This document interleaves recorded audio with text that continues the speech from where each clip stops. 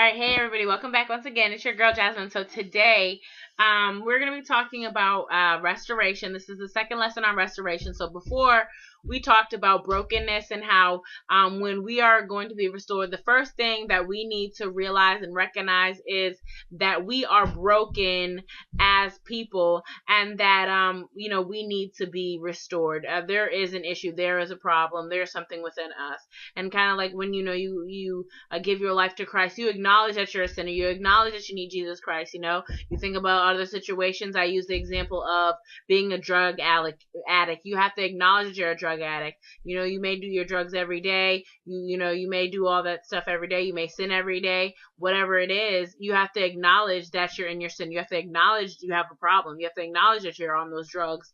Until you acknowledge that you have a certain problem, you can't fix it. And then once you go and acknowledge you have a problem, you have to give up something, which is the problem, because you can't want to fix it if you won't give the issue up. And so we're going to be talking about that today. And so we're going to be looking in Genesis 19. So I encourage you guys to read Genesis 19, but of course the restoration series is going to be out of Ruth, so I want you guys to look at some verses in Ruth. Going to be in Ruth chapter 1 verses 1, 4, and then 6 through 17. So I encourage you guys to read those and stay tuned. All right, guys. God bless. Peace. All right, so first when we go into the lesson, the first thing that I want to bring up is I'm going to actually start in Genesis 19, but I want to look back a little while before Genesis 19. Basically what happens in Genesis 12 is God tells Abraham to leave his land of Ur, and instead, he tells him to leave everybody behind except, Abraham's supposed to bring his wife because they've cleaved together, and he was going to bring him to a place he would show him. Well, instead of leaving everything behind, Abraham brought one thing, which he shouldn't have brought, was Lot. So Lot which is his cousin, Lot ended up coming with him, and when they got to where God wanted to show Abraham what it is that he had for him, it was time for Lot, but he couldn't do it because Lot and him were still together, so they needed to separate from Lot. So he needed to separate from Lot. And so Lot, here we are in chapter 13 of Genesis, and basically I'm going to read some. In verse 5 it says, "And Lot also, which went with Abram, had flocks and herds and tents, and the land was not able to bear them, that they might dwell together, for their substance was great, so that they could not dwell together. And there was a strife between the herdsmen of Abram's cattle and the herdsmen of Lot cattle, and the Canaanites and the Perizzites dwelled then in the land. And Abraham said unto Lot, there be no strife, I pray thee, between me and thee, and between my herdsmen and thy herdsmen, for we be brethren. Is not the whole land before thee? Separate thyself, I pray thee, from me. If thou wilt take the left hand, then I will take the right hand, or if thou depart to the right hand, then I will go to the left. And Lot lifted up his eyes, beheld the plain of Jordan, and it was well watered everywhere before the Lord destroyed Sodom and Gomorrah, even as the garden of the Lord, like the land of Egypt, as thou comest into Zoar. Then Lot chose him all the plain of the Jordan, and Lot journeyed east, and they separated themselves the one from the other. And Abraham dwelled in the land of Canaan, and Lot dwelled in the cities in the plain, and pitched his tent toward Sodom. But the men of Sodom were wicked and sinners before the Lord exceedingly." So here we see that Lot decided, Abraham's look, whatever way you decide to choose, you go your way and I'll go my way. See, Abraham knew he was following God, and he knew that whatever way he chose, he was going to follow the ways of the Lord. He wanted to see what Lot was going to choose. And so Lot decided, okay, I'm going to choose what looks pleasing to the eye. See, Lot is the type of person who, he knew of Christ, he knew Christ, but he chose the ways of the world. He chose what was pleasing to the eye. It says in verse 10, and Lot lifted up his eyes and beheld all the plain of Jordan. See, he saw the plain of Jordan, that it was well watered and everywhere. See, people, a lot of people choose what looks good, what looks pleasing to the eye. And see, we look back in like Genesis where we look at Adam and Eve, and where it talks about when the serpent went to go tempt Eve, Eve saw that the food was she saw that the food was good, that the tree of good and life was good for food by the looks of it. So right here it says, so the woman saw that the tree was good for the eye. This is Genesis chapter 3 verse 6. And when the woman saw that the tree was good for food, that it was pleasant to the eye, and the tree was desirable to make one wise, she took the fruit and ate it, and she also gave her husband with her, and he ate it. And then both the eyes of both of them were open, and they knew that they were naked, and sewed fig leaves together and made themselves covering. So we will see that seeing things is not always good, because what we see is not always, what is true, because you have to go on faith. Faith, is believing, not seeing. Faith is the substance of the things hoped for, the evidence of the things unseen. So basically, faith is, believing before you see it. So basically, here's Lot, and he's seeing, it says right here, he said that it was well. He said he lifted up his eyes and beheld all the plain of Jordan, that it was well watered everywhere before the Lord destroyed Sodom and Gomorrah. So he saw that it looked really good. But what he saw wasn't really good. That goes for the people of the world. A lot of people in the world, they choose the things of the world because it looks good. You think about money, cars, material thing, all that stuff looks good, but when it all fades, you're gonna have to stand in front of the throne of Jesus Christ, and he's gonna ask you, well, did you do my Father's will? Well, if you didn't, well, then he doesn't know you, and you will not get into the kingdom of heaven. Did you have salvation? Did you believe in me? Did you have faith in me? Or did you put your trust in riches? Did you put your trust in men? Did you put your trust in the things of this world? Did you go by what you could see, not with, you have people all the time preaching Christ. You look at people like Noah. It's gonna rain. It's gonna rain. It had never rained before, but Noah put his trust in God, in something that he had never seen before. He trusted that it was gonna rain, and one day Christ is gonna come back, and people, oh yeah, them Christians, they're just, Christ hasn't came back. Yeah, whatever. Yeah, well, it hadn't rained before, and it flooded, and all the world was gone, and nobody but Noah's family survived. And just like it happened then, God is going to do it again, and Jesus Christ is going to come back, and those who were not ready, who were not doing the will of God, will not enter into the kingdom of heaven and will go into hell for eternity. And so we see that this is what what Lot did. It says right here in verse 11, and Lot chose him all the plain of Jordan, and Lot journeyed east, and they separated themselves the one from the other, and Abraham dwelled in the land of Canaan, and Lot dwelled in the cities in the plain, and pitched his tent towards Sodom. But the men of Sodom were wicked and sinners before the Lord exceedingly. So the men in Sodom were constantly in the sin.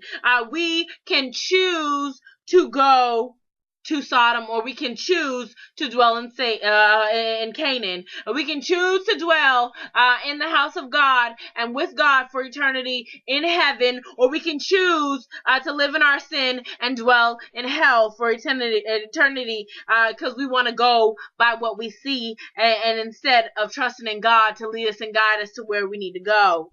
And so I'm going to put up the first few questions, and then we're going to carry on. Are you guys? Peace.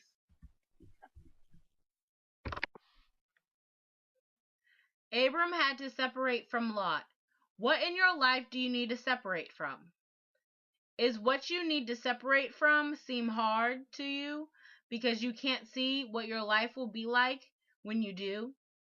What obstacles are you afraid of? Are you trusting in God to lead you by faith, or are you going on what you can see in the world? Depending on your answer, Why? All right, you guys. So, by the end of chapter 18, we'll see that God approaches Abraham and he tells him that he is going to destroy the land of Sodom because the people are wicked there, and that, and so Abraham tries to intercede for the land of Sodom so that whoever is there who is righteous can be taken out of the land. Who's ever righteous can be taken out of the land. And so basically what happens is Abraham had to intercede on his cousin's behalf because his cousin was there, and we'll see that basically it will go into chapter 19 right here. So it says, and there came two angels to Sodom at evening, and Lot sat in the gate of Sodom. And Lot, seeing them, rose up to meet them, and he bowed himself with his face towards the ground. And he said, Behold now, my lords, turn in, I pray you, unto your servant's house, and tarry all night, and wash your feet, and ye shall rise up early and go on your way. And they said, Nay, but we will abide in the street all night. And he pressed upon them greatly, and they turned into him. See, Lot knew what the land was like, and so he wasn't gonna let the angels sit there because he knew what kind of place they were in. Lot knew what angels were. Lot knew the good of God. Lot knew all those things, but he knew that where he was living was not in a good place.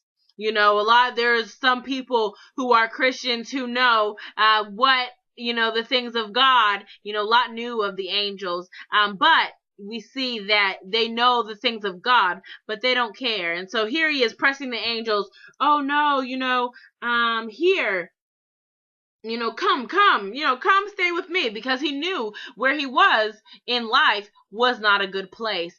There are people in this world who know the things of God, but they know where they are not a good place.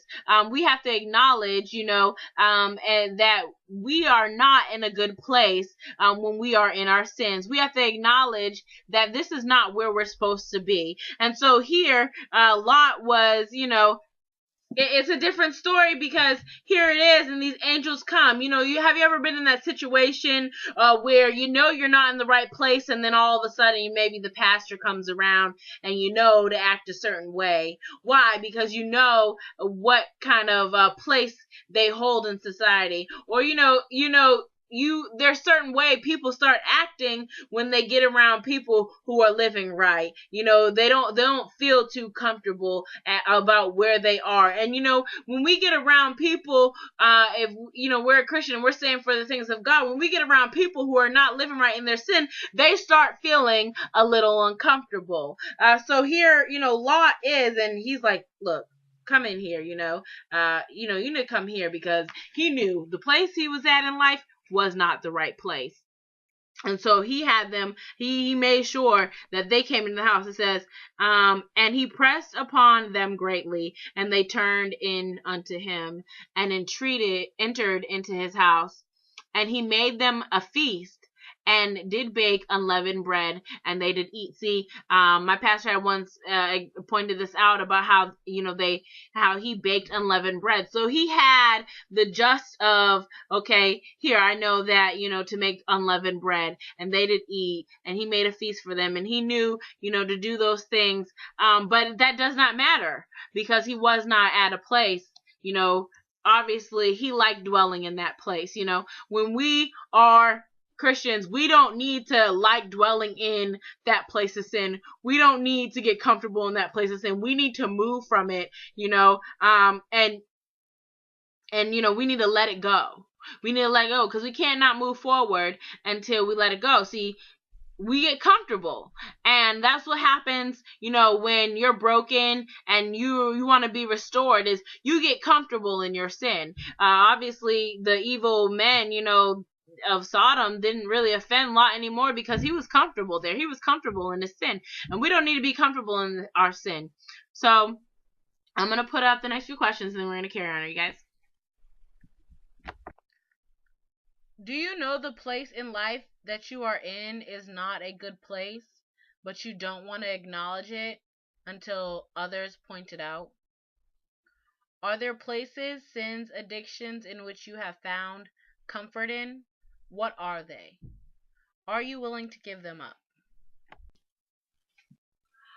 All right, you guys. So, by the end of chapter 18, we'll see that God approaches Abraham and he tells him that he is going to destroy the land of Sodom because the people are wicked there, and that, and so Abraham tries to intercede for the land of Sodom so that whoever is there who, is righteous, can, be taken out of the land. Who's ever righteous can be taken out of the land. And so basically what happens is Abraham had to intercede on his cousin's behalf because his cousin was there, and we'll see that basically it will go into chapter 19 right here. So it says, "And there came two angels to Sodom at evening, and Lot sat in the gate of Sodom.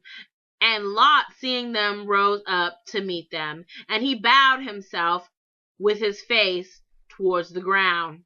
And he said, Behold now, my lords, turn in, I pray you, unto your servant's house, and tarry all night, and wash your feet, and ye shall rise up early and go on your way. And they said, Nay, but we will abide in the street all night. And he pressed upon them greatly, and they turned into him." See, Lot knew what the land was like, and so he wasn't gonna let the angels sit there because he knew what kind of place they were in. Lot knew what angels were. Lot knew the good of God. Lot knew all those things, but he knew that where he was living was not in a good place.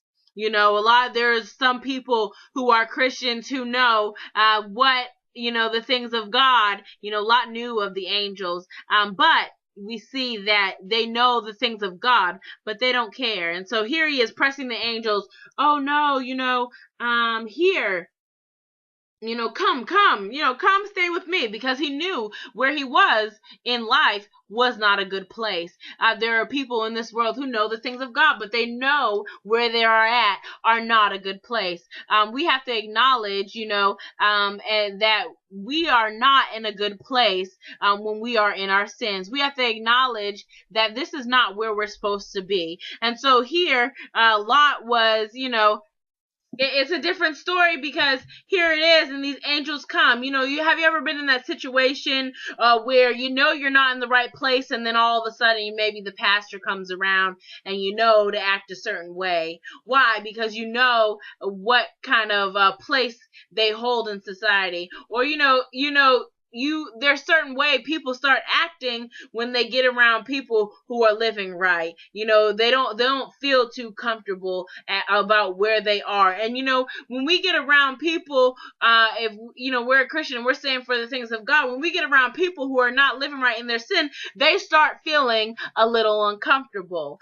So here, Lot is, and he's like, look, come in here, you need to come here, because he knew the place he was at in life was not the right place. And so he had them, he made sure that they came into the house. It says, and he pressed upon them greatly, and they turned in unto him, and entered into his house. And he made them a feast, and did bake unleavened bread, and they did eat. See, my pastor had once pointed this out about how how he baked unleavened bread. So he had the just of, okay, here I know that to make unleavened bread, and they did eat, and he made a feast for them, and he knew to do those things. But that does not matter, because he was not at a place. Obviously he liked dwelling in that place. When we are Christians, we don't need to like dwelling in that place of sin. We don't need to get comfortable in that place of sin. We need to move from it, and we need to let it go. We need to let it go, because we can't not move forward until we let it go. See, we get comfortable, and that's what happens when you're broken and you want to be restored, is you get comfortable in your sin. Obviously the evil men, of Sodom didn't really offend Lot anymore because he was comfortable there. He was comfortable in his sin. And we don't need to be comfortable in our sin. So I'm going to put up the next few questions and then we're going to carry on. Are you guys? What things in your life have you found comfort in that should offend you? When you give things up, it leaves you to feel helpless and vulnerable instead of constantly covering up your sins or issues up with corrupt ways. What are ways to step out of your comfort zone to take a step towards restoration? Write a list of ideas. Some ideas could be constructive hobbies, prayer, reading your Bible, fellowshipping with others that have conquered this problem, stuff like that. So I just encourage you guys to write a list of things and continue on with the lesson. All right, guys? All right, guys. So when you're trying to separate from things and separate from people and you're old, giving things up to be restored to back to where you are, there are going to be some mocking, and there's going to be some people who doubt that you're doing what you're doing. They won't understand what you're doing. You may lose a few friends, I lost a lot of people, and you realize and you figure out who's really your friend because I've lost a lot of people in the process of going towards Christ. And so here it is, in verse 12 it says, "And the men said unto Lot, Hast thou here any besides son-in-law, and thy sons and thy daughters, and whosoever thou hast in the city, bring them out of this place, for we will destroy this place, because the cry of them is waxen great before the face of the Lord, and the Lord hath sent us to destroy it. And Lot went out and spake unto his sons-in-laws, which married his daughters, and said, Up, get out of this place, for the Lord will destroy this city. But he seemed as one that mocked unto his sons-in-law. And when the morning arose, and the angels hastened Lot, saying, Arise, take thy wife and thy 2 daughters, which are here, lest thou be consumed in thy iniquity of the city. And while he lingered, the men laid hold upon his hand, and upon his hand of his wife, and upon the hands of his 2 daughters, and the Lord being merciful unto him, and they brought him forth and set him without the city. And it came to pass, when he had brought them forth abroad, that he said, Escape for thy life, look not behind thee, neither stay thou in all the plains, escape to the mountains, lest thou be consumed. And Lot said unto them, Oh, not so, my Lord. Behold, now thy servant hath found grace in thy sight, and thou hast magnified thy mercy, which thou hast showed unto me, in saving my life, and I cannot escape to the mountain, lest some evil take me and I die. Behold, now the city is near to flee unto it is a little one. Oh, let me escape thither. Is it not a little one? And my soul shall live. And he said unto him, See, I have accepted thee concerning this thing also, that I will not overthrow this city for the which thou hast spoken. Hast thee escaped thither? For I cannot do anything till thou be come thither. Therefore the name of the city was called Zor, and the sun was risen upon the earth when Lot entered into Zor. So basically what is happening here is they're telling them, okay, go out and see if anyone else will come. And so like what happened, I remember before I changed my life, I used to sit outside with my friends and tell them, look, I want to change my life. Let's go sign up and go to college. And we'd sit there and no one would do anything.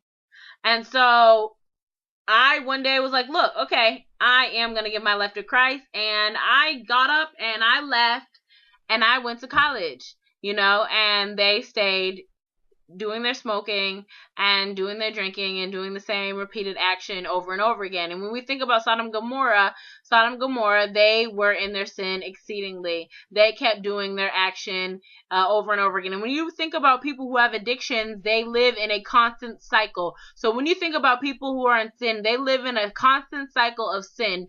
Now, people who are Christians, we understand we will get convicted of that sin. God will have us and convict us of our sin so that we can move forward from our sin. We see Lot, he was a Christian, he knew the things of God, and when the angels came, he was convicted and he moved from where he was. Not until he was convicted did he move to where he was. For a while he ignored it, he got comfortable in his sin, but when the angels came and was like, look, Lot, this is what God said, he knew enough that God was going to destroy Sodom and Gomorrah and that he needed to move from where he was, or else he was going to be destroyed. You think about Abraham, you think about Noah, like I said, Abraham knew that the world was going to be destroyed. He knew enough to move and build the ark, while all the others around him, they laughed and they mocked him. See, Noah was a righteous man, and we were talking about earlier about how Abraham had plotted on the behalf of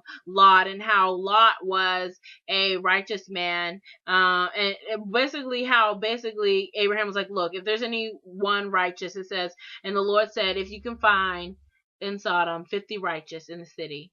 So whoever he found was righteous, and was able to be moved out the city, but it was Lot and his family, and whoever wasn't needed to be destroyed.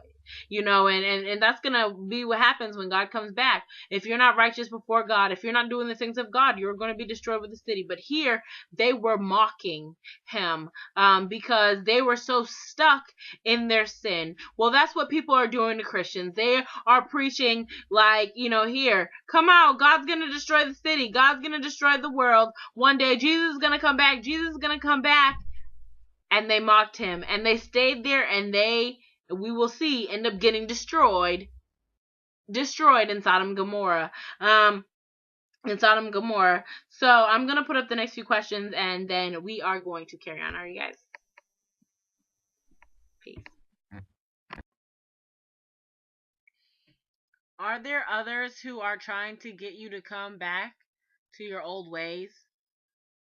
Have you gone out and told people about Christ and your change, sharing the gospel, but they mock you? How do you react, in a calm manner or an ungodly manner? Right. Alright, so then it continues on. I know this is a very long lesson, but I really do want to get to the point of it all. And so it says, and then Abraham rained upon Sodom and upon Gomorrah brimstone and fire, and the Lord of the heaven, and he overthrew these cities and all the plains and all the inhabitants of the cities that which grew upon the ground. And his wife looked back behind him, and she became a pillar of salt. And Abraham got up early in the morning to the place where he stood before the Lord, and he looked towards Sodom, Gomorrah, and towards the land of the plain, and beheld it, lo, the smoke of the country went up in the smoke of the furnace. And it came to pass, when God destroyed the cities of the plain, God remembered Abraham and went out and sent Lot out in the midst of the overflow. And when he overthrew the city in which Lot dwelt. So basically what happened is, they got out, but instead of looking forward, Lot's wife looked back. Now, when we are, God wants us to give up those things so that we can move forward in our life. If we continue to look back, we are only going to turn into a pillar of salt. I will tell you guys, there have been times where I have wanted to look back and thought, oh my gosh, because it just seems so hard. Especially when you're going into a place where you've never been before, it seems so hard. If I only, what if I would have stayed there? But she looked back and she turned into a pillar of salt, and God destroyed Sodom and Gomorrah. See, when you look back in your life, you get destroyed by the ways of the world. You'll be destroyed in your sin. You can't think about moving forward out of your sin, out of your addictions, out of your struggles, and constantly be thinking about oh, when I was back there. You have to leave it behind you. Do not turn back, or else you will turn into a pillar of salt. A pillar of salt. But when we're talking about leaving things behind, we're going to continue on and seeing that we also want to leave. There are some things that, Lot forgot to leave behind when he continued on. So when we look, and it says Lot went up out of Zoar and dwelt in the mountain, and his 2 daughters with him. So he feared to dwell in Zoar, and he dwelt in a cave, he and his 2 daughters. So he left, and the angel told him to go to Zoar. And if God's with you, you shouldn't have to be in fear. But he was in fear, and so he dwelled in a cave. He went into hiding. He went into a place that we shouldn't go into hiding. We shouldn't. We should want to come out. Once you can't. I know for myself, like when I first got to college, I lived in my dorm because I knew the things of the world. I saw so much. I had just got off the streets from prostitution, just got off the streets from drug addiction, just got off the, from living in and out of the jail system. I know what's out there. I know the destructions of the world. I know what's out there. And so I wanted to stay in my room all the time, to the point where my roommates had to drag me out the room because I was so paranoid of what I had just gotten out of. Once I acknowledged that I was a sinner, once I acknowledged that the things I was doing wasn't good, nothing in the world, like I used to go outside and cry in this one spot right in front of the college I was at, all the time, just to go there and think about all the people who were getting beat up, and all the people who were being molested, and all the people who were out there in their sin and dying and going to hell. Once I acknowledged of what I had just gotten out of, and you could think of this, like here, here is Lot, and he's acknowledging all the stuff that he just got out of. Like, look, I was in all the sin, and I could have been destroyed with them, but God saw me in all that and sent someone to save me in all that, and then he destroyed that. And you have to think about that, when you were in your sin, God saw you, and he allowed someone to come to you, or someone came to you and gave you the gospel, and you opened up your heart to it, you got pulled out of it, and you see the destruction of the world, and you see how it's just being destroyed right in front of your face, and you just look at the world and you thank God, Lord, look at what I got out of. I could have been dead and gone. Look at them, they're dead and gone because they were in their sin. They're being destroyed in their sin, and you allowed someone to come to me, and I was freed by the gospel of Jesus Christ. I was saved. But he went into a cave, and we get fearful. Oh my gosh. Look, I can't go back. What if I go to another place in my life and the same thing happens to me? What if I go back to my sin? What if I don't want to fall. I don't want to do those things. Look at what I just got saved out of, Lord.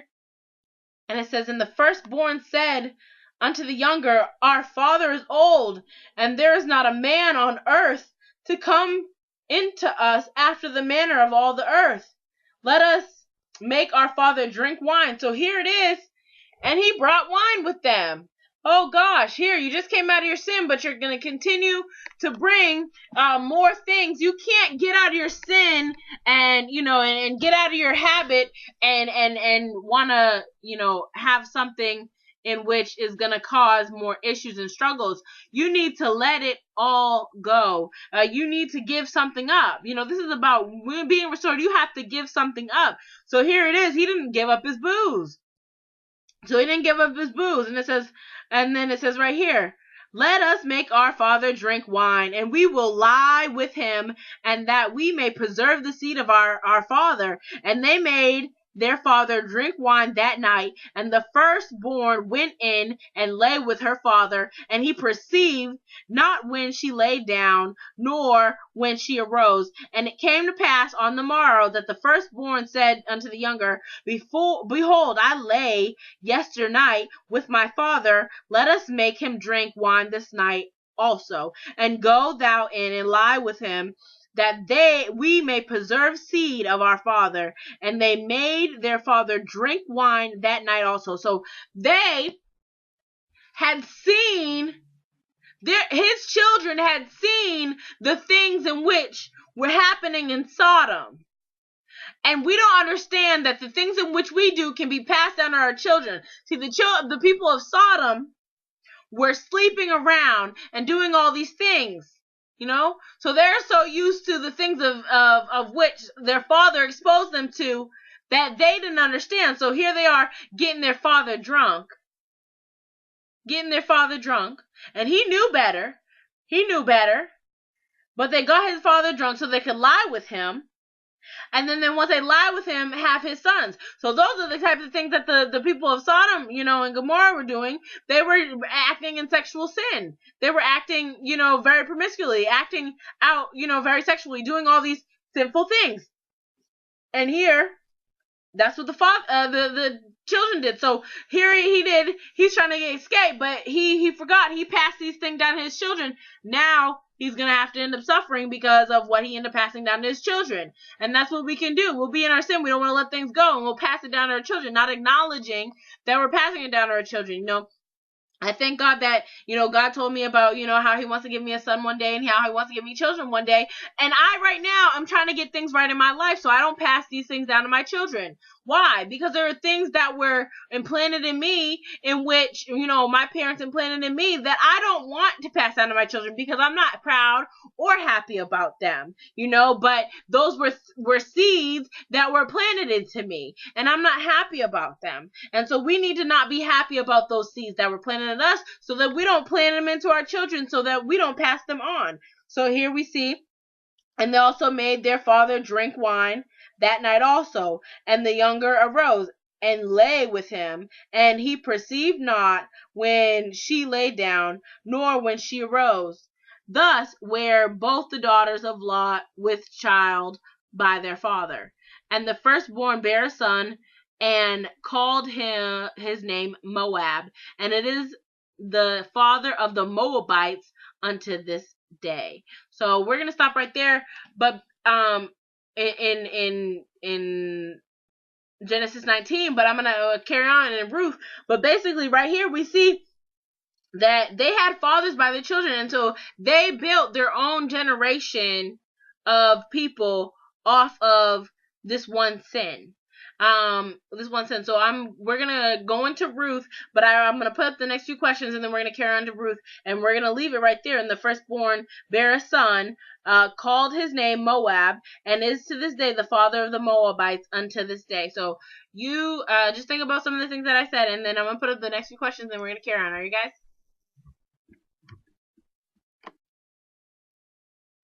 Are you living in a cave because now you have opened your eyes to the destructions of the world? Are you fearful that you will go back to your old ways of what you have just got saved from? Kind of like looking back as Lot's wife did? Have you gotten out of your habit, but you have passed certain things down to your child or others around you? How have these things affected those around you? All right, guys. So here we are. It says now, in Ruth, chapter 1, it says, now it came to pass in the days when the judges ruled that there was a famine in the land, and a certain man of Bethlehem, Judah, went to dwell in the country of Moab. And he and his wife and his 2 sons, the names of the man was Elimelech, and the name of his wife was Naomi. And the names of their 2 children were Milion and Chilion, Ephrathites of Bethlehem, Judah.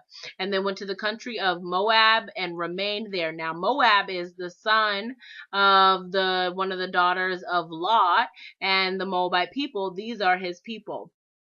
And then Elimelech, Naomi's husband, died, and she left and her 2 sons, and they took wives and women of Moab, and whose name one was Orpah, and the name of the other was Ruth. And they dwelt there about 10 years. Then both Milion and Chilion also died, and the woman survived, and the 2 sons and also survived. The woman survived the 2 sons and her husband. Then she rose up with her daughters-in-law that she might return from the country of Moab, and she had heard in the country of Moab that the Lord had visited his people by giving them bread. Therefore she went out to the people from the place of where she was, and her 2 daughters-in-law were with her, and they went out on the way to return to the land of Judah. And Naomi said to her 2 daughters-in-laws, return each to your mother's house, and the Lord deal kindly with you as you have dealt with the dead and with me. And the Lord grant that you may find rest each in the house of her husband. So she kissed them, and they lifted up their voices and wept. And they said to her, surely we will return with you to your people. But Naomi said, turn back, my daughters. Why will you go with me? Are there still sons in my womb that they may be your husbands? Turn back, my daughters. Go, for I am too old to have a husband if I should say I have hope. If I should have a husband tonight and should also bear sons, would you wait for them till they were young? Would you restrain yourselves from having husbands? No, my daughters, for it grieves me very much for your sake that the hand of the Lord has gone out against me. Then they lifted up their voices and wept again. And Orpah kissed her mother-in-law, but Ruth clung to her, and she said, look, your sister-in-law has gone. Go back to your people and back to her people and to her gods. Return after your sister-in-law. But Ruth said, entreat me not to leave you, or to turn back from following after you. For wherever you go, I will go. Wherever you lodge, I will lodge. Your people shall be my people. Your gods shall be my gods. Where you die, I will die, and there will I be buried. The Lord do also to me, and more also, if anything but death part you and me. So here we see that what is happening is the Moabite people. So when we look in the beginning of the Bible, when it talks about in Genesis, when Adam and Eve sinned, right after their sin, God appeared and asked Adam, where are you? Ask him where he was, and basically after, told him, look, you have sinned, and basically told him, I'm gonna bring an enmity between you and basically, you will bruise his head and you will bruise his heel. And he was talking about Christ, that Christ was coming. So right after sin, right after your mistake, God has a plan of reconciliation. So just because you have sinned does not mean that you cannot be saved. Does not mean that God cannot fix, what it is. Yes, there's consequences for your sin. I'm not saying that there's not consequences for your sin. You are still going to have, just like, when someone gets in trouble, when your child gets in trouble, you want to, punish your child for their action that they had. God is going to, God says, the Bible says that God chastises those that he loves. So you're still going to get chastised, but still, that, doesn't mean that God doesn't love you, but still, God is going to bring reconciliation. And even if it has to come down the bloodline, we think about generational curses. We think about Abraham, when Abraham had the generational curse of, he brought his wife into Egypt, and the Pharaoh almost took his wife as his own, and God had to send a plague. Well, then, a few chapters later, after God gave Abraham Isaac, there was a famine in the land also, and God told Isaac to go down to Egypt. And Isaac lied just like his father did and said, well, this is my sister. But there wasn't a plague that came because he loved his wife so much that the Pharaoh acknowledged that was Isaac's wife, that was Isaac's bride, and he ended up breaking the curse of what his father had once did, because it didn't happen afterwards. When we look at people like Jacob and Esau, that didn't happen again. So the curse was broken. So God wants to restore what happens in that brokenness. And so here it is. We see that Ruth became that restoration right there. But what Ruth had to do when she was gonna restore what once was back to its original state was to let go of her old gods. Here she was the people of the Moabite people, the people of Lot's people, the people of that sin that happened that day with Lot.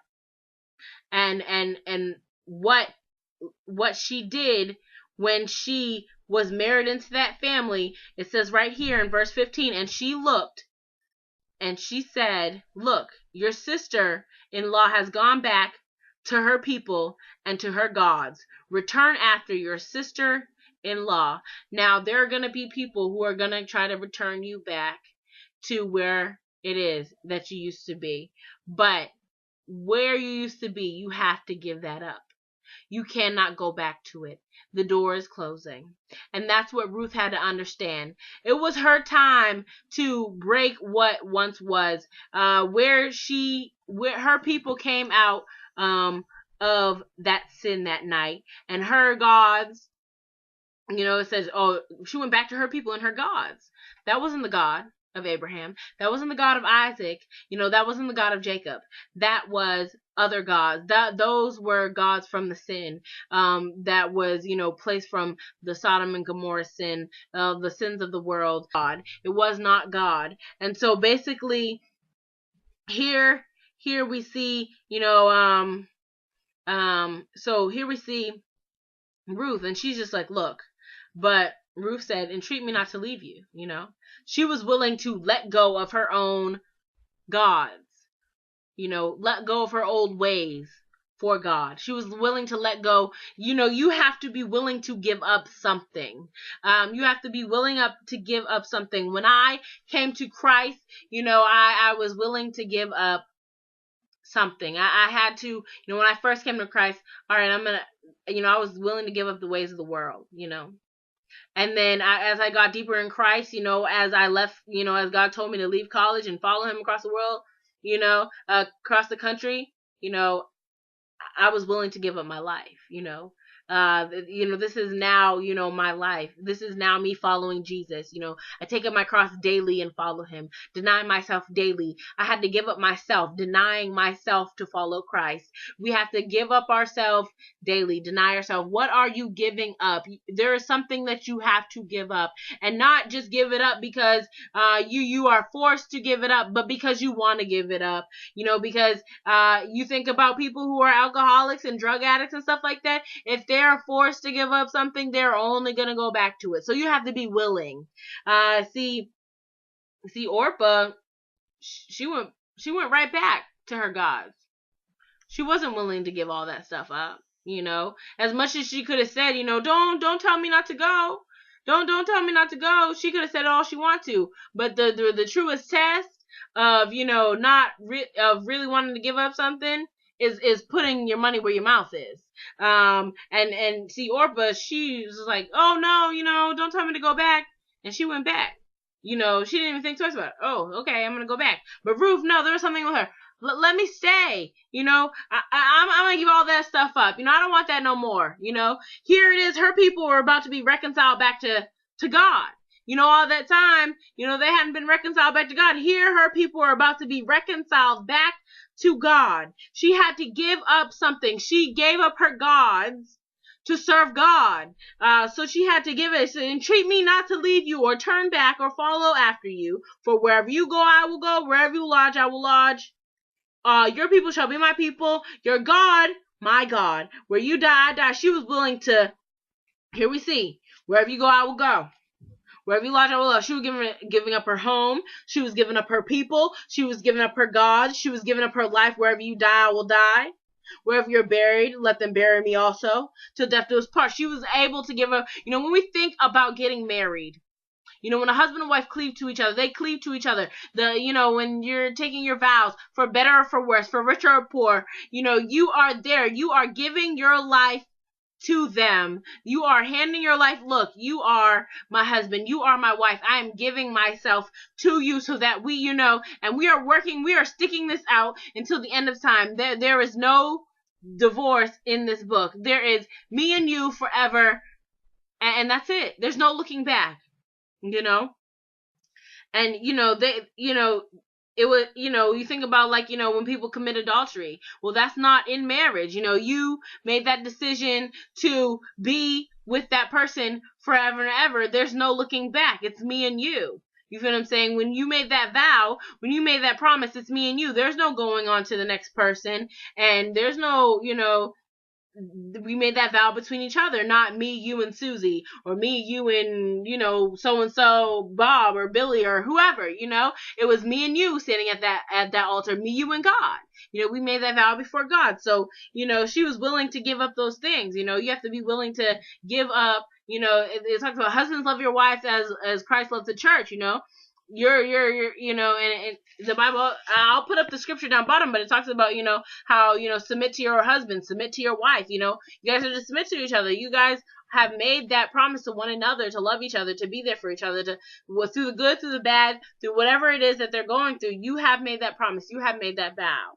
And so, here it is. Ruth is doing the same thing to her mother-in-law. She was willing to give up everything she had to be with this woman, to go to, and we want to, when we want to be restored and we want to be into a place where Christ is going to restore us, we have to be willing to give up some things, in our lives. You have to think about what is it that you want to give up in your life to be able to be restored. When I came to Christ, I really needed, I was at rock bottom. I needed something, and I was willing to give up anything and everything to be fixed, because I could not stay where I was. There was no peace. There was no happiness.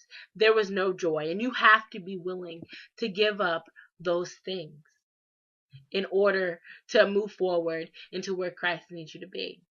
And so I'm going to put up the next few questions, but the next lesson we're going to be talking about is dedication. So once you're willing to acknowledge that you're broken, acknowledge that you need to give up some things, the next thing in the next step is that you need to be dedicated to moving forward, to building yourself into where it is that Christ needs you to be. So I'm going to put up the last few questions. I thank you so much for tuning in. All right. God bless. Peace. What are the things in which God is trying to restore back to your life, whether from your parents' mistakes or from your own? Is there someone in your life trying to bring you back to your old place of where you used to be? Who is it? Are you going to choose to go back or to move forward? Are you willing to give those things up, or are you just doing it just because of others? All right, you guys, thanks so much for tuning in. Until we meet again. All right, you guys, God bless.